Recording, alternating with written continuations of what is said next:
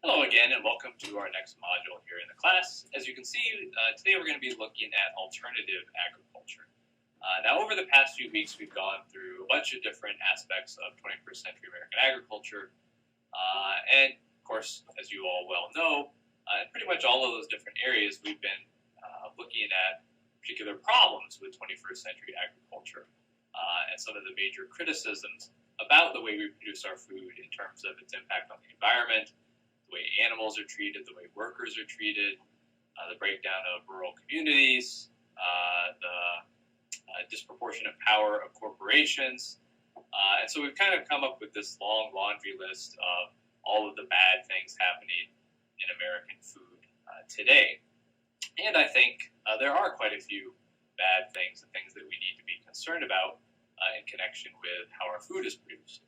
But we don't want to become disproportionately focused on all of the bad things happening, because there are also good things happening out there in the American food system today. And there are a lot of people who are concerned about this today and who are doing all sorts of different things to try to make a positive difference. We've talked about farmers markets, which are perhaps one of the most obvious and most successful ways that people have broken away, at least in some part, from the industrial agricultural system. There's several farmers markets in Wichita, and I know there are more in some of the surrounding towns out here in Kansas. There are also things called CSAs, where people can basically subscribe to small local farmers. You pay them X amount for a subscription or share, and then every week during the growing season you get a box of produce. There are lots of different models like this that are becoming more popular, which I think is a good thing.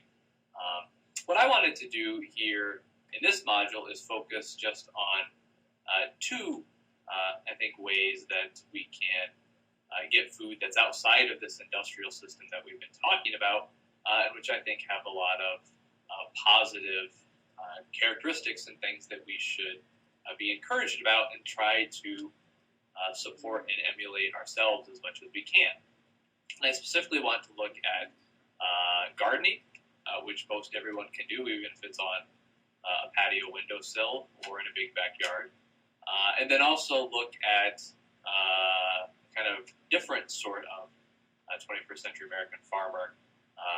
This person by the name of Joel Salatin, who runs a very non-traditional, at least in our food system sense, farm, has become an outspoken advocate for changing agriculture. So we're going to be looking at these two alternative approaches to producing food in this module. And I think there are a number of reasons why we should do this and why we should really think about pursuing, supporting, undertaking these alternative approaches, however each of us can do that, because of a lot of reasons we've talked about in terms of health, that the produce that you get from gardening or from local farmers is in pretty much every case going to be better for you than the processed food that you get from the supermarket. Now, in terms of money, I think, to be perfectly honest, I think we all would acknowledge that, at least in the short term, these alternative types of producing food are going to be, in many cases, more expensive than industrial agriculture. But one of the things that we've noted a number of times, I think, during the class is that the money that we pay for our food doesn't really represent all of the costs. And when we take into consideration the costs in terms of environmental impact, or more personally for ourselves, the cost in terms of medical care, in terms of even entertainment spending, to replace maybe time outside, to replace connections with other people around food, that if we took those costs into consideration, things would become much more even. There's the advantage of relationships, where in gardening or in developing relationships with local farmers or food producers, you can build those relationships with them, but you can also build relationships with a particular place, relationships with the environment around us. And I know that sounds a little tree hugger sort of thing, and probably belongs more in California than Kansas. But I do think Wurzba makes some good points about the importance of those relationships. And if we look at the Christian tradition, that's a real part of it. We'll get to that more in a moment. And then finally, I think there are spiritual benefits as well. That if we do ultimately want to become more and more like God, or even if we want to lead a life that fulfills our human nature, I think developing that bodily nature through good food, through relationships with other people and relationships with the local environment, that is going to help us become a more fulfilled person, or could even help us become a better Christian. So for all of those reasons, I think it's worth pursuing other ways of getting at least some of our food to the extent that we are able to. And so to talk a little more specifically about gardening and about other approaches farmers are taking in America today, we'll go ahead and turn to the next couple of pages. For your reading for this module, what I'd like you to do is to read the second chapter in Wurzba's book on gardening called, I can't believe I didn't write it down, The Roots of Eating. So we're going to read The Roots of Eating, which is basically his theological reflection on gardening. And again, I'd like you to read it and reflect on it yourself, and then I'm going to ask you about it on Blackboard. But I do understand that Wurzba can be a little difficult to grasp the first time you read through him, especially if you don't have a lot of background in Christian thought or Christian teaching. So I thought I would just point out some of the key themes from the chapter to introduce it to you, so it will be a little easier to get through for some of you when you sit down to read it.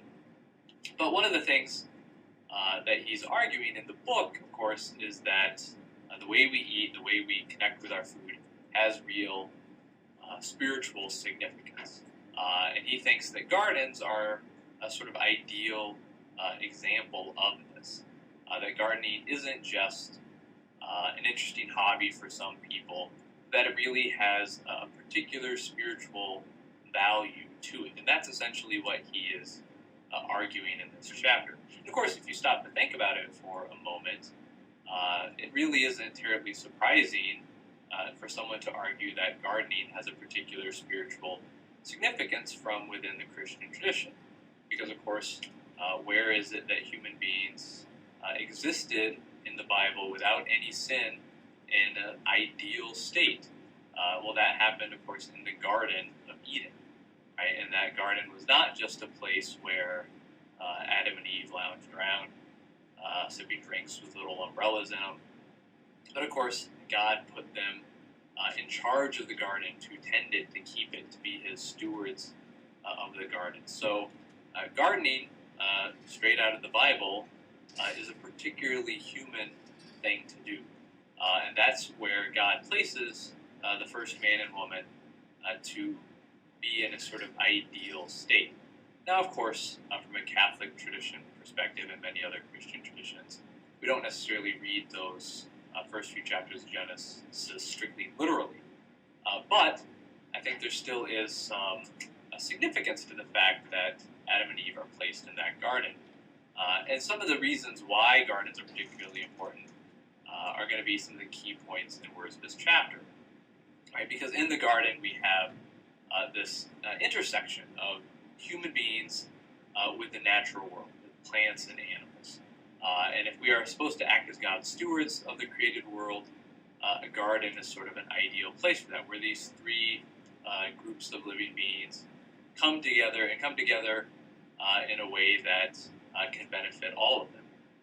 In the garden, we see another theme that we've seen in all the different chapters in Wurzba, that is this cycle of life and death, right? That when you garden, at the end of the year, when you clear out the garden beds, when you pull all the weeds and all that, at least traditionally, you throw this all in a compost pile, right? And those plants are going to break down over the months, and then when the next season rolls around, those plants that have died and have decomposed are then going to become the basis for new growth, right? When you spread that compost back over the garden beds. And there's this constant cycle of life and death, which of course he's going to see as very significant in helping us realize that we too are part of this, that we depend on the death of other organisms to support our life, and that we should recognize those sacrifices. We should be thankful for it, and that we in turn should be willing to sacrifice ourselves, at least spiritually,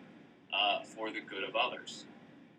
We also find in the garden a combination of work and grace, right? And this is an important Christian idea, that the spiritual life isn't just about do I do enough hard work? Do I do enough good stuff to kind of earn my way into heaven? That we depend on grace. We depend on God's help being extended to us, right? When you garden, you can do everything right. You can do everything that you're supposed to and work very hard, but that's not going to guarantee harvest, right? There's a dependence on powers beyond us, and the life-giving power of God, in a certain sense, to bring a harvest, to bring fruit from our efforts.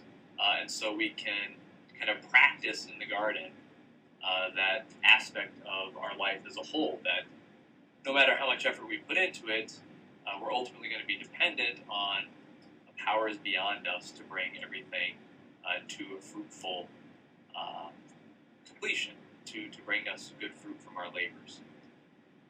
And also another thing I think that doesn't seem as perhaps quite so spiritual when you first look at it, but I think is this idea of the rootedness of gardening, right? That when you garden, you have to do it in a particular place. And that is very important to think about the place. How much sun does this spot get? Where is there good drainage? Where is there bad drainage? Those sort of details matter very much when you are gardening. And those are things that you also learn over time and get better at taking account of and are able to produce better harvests as you go through the years and learn the place of your garden really well. And of course, this is going to tie in with many of the things we talked about in the course in terms of the importance of meaningful commitments to long-term relationships, right? And that this rootedness in the garden helps us really kind of focus our attention, give us some real meaningful connections to a particular place and by extension to a community. And that when we go into the supermarket and can see every possible item of produce or food available any time of year, and all supermarkets pretty much look the same, more or less, that can really give us a lack of connection, a lack of relationships, and can give us some of this feeling of rootlessness and disconnectedness that so many people struggle with, I think, in modern American life. So gardening gives us a really kind of concrete antidote to that. And all of this, of course, Worsman is going to argue, is good for us. And that it's not just an interesting hobby, right? That gardening gives us this sense of place and connections. It forces us to acknowledge limits, right, in a way the supermarket doesn't, because we can always have whatever we want. In a garden, you have to acknowledge the seasons. You have to acknowledge the impact of the weather and all these sorts of things, which is a helpful lesson for us as human beings to learn about the limits of what we can have, the limits of being able to fulfill our desires. The garden should also be a place where we can work and rest, right? And that this gives us a place, most people who work in a factory or who work in a cubicle, there's going to be a disconnect between your working life and your rest. And that you don't sit around in your cubicle on Saturday and enjoy yourself, right? That there's this disconnect where you go somewhere else to enjoy yourself. But in the garden, you can have both, right? You can have work, but it can also be a place where you enjoy your work and enjoy the fruits of your work in the place where you do the work, which is, again, a very helpful lesson in a modern lifestyle where our work can be so disconnected from every other aspect of our life. And of course, finally, when you garden, this focus on something outside of ourselves, something that forces us to adjust to it, from a Christian perspective, is going to be a very positive lesson, right? That this is really what makes us become more like God, right? God is all about these self-sacrificial relationships between Father, Son, and Holy Spirit. And gardening admittedly on a very basic level, but on a real level nonetheless, forces us to do that as well. And so if the ultimate goal of life is to become more like God, Wordsworth is arguing that gardening can be a helpful tool to help us get there. Now again, I realize that can all sound sort of pie in the sky. So take a minute, read it, and think about his argument there. And obviously, this doesn't mean everybody has a theological obligation to garden, that if you garden, you can become a super person and Christian. But I do think he makes some convincing points about this being a particularly helpful way to spend our time, to learn some of these lessons and develop our nature. So I'll see what you all have to think about it, of course, on Blackboard. Even if you have already been a gardener, if you read Wordsworth and you're totally convinced and decide to put in a big garden next year, I think, of course, in reality, most of us are never going to be able to grow all of our food, or even most of our food. Most of us are going to need to rely on other people to produce a lot of what we eat, given the basic structure of modern American life. So we can garden, all right, that's good. But what about the rest of our food, right? Where are we supposed to get that from if we want to not be involved in some of the different problems that we've talked about in 21st century American agriculture? Well, as I said on the first page of the module, there are other alternatives starting to show up more and more wherever we are in the country. And there are farmers who have been convinced of these problems and are trying to do agriculture in some ways in a more traditional way, but also making use of a lot of the science and some of the technology that's been developed to farm with more labor, more intensive care, in a way that produces still significant yields and is a real step forward from just going back to the way things used to be. And there are all kinds of different farmers doing this all over the country. But perhaps the most well-known is Joel Salatin. He is a farmer who has also been an outspoken advocate for agriculture reform in recent years. He was featured in a very popular, influential book by Michael Pollan, who you all read an article from last week. He wrote a book called The Omnivore's Dilemma, and he focused on Salatin.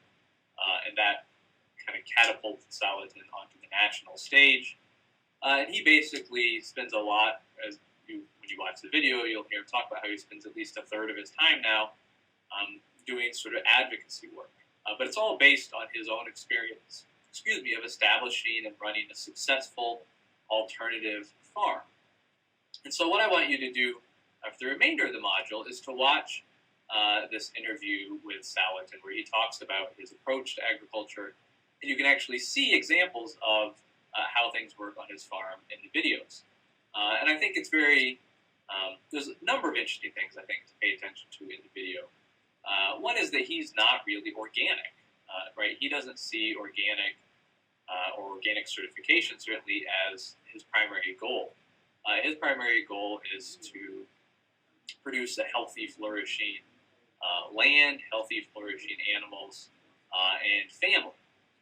So he uses mass-produced corn to feed his animals, although he tries to buy it from local sources.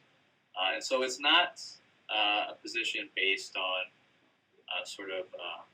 I want to do everything organic, or he's afraid of modern technology. He uses the technology, but his goal is not necessarily profit or the lowest cost for his inputs, but to produce a kind of vibrant, flourishing farm, vibrant, flourishing animals and family. You can also, I think, see, even when you compare the environment for the animals in the videos produced by, say, the Egg Board, which is supposed to be, presumably the best possible representation of chicken life in industrial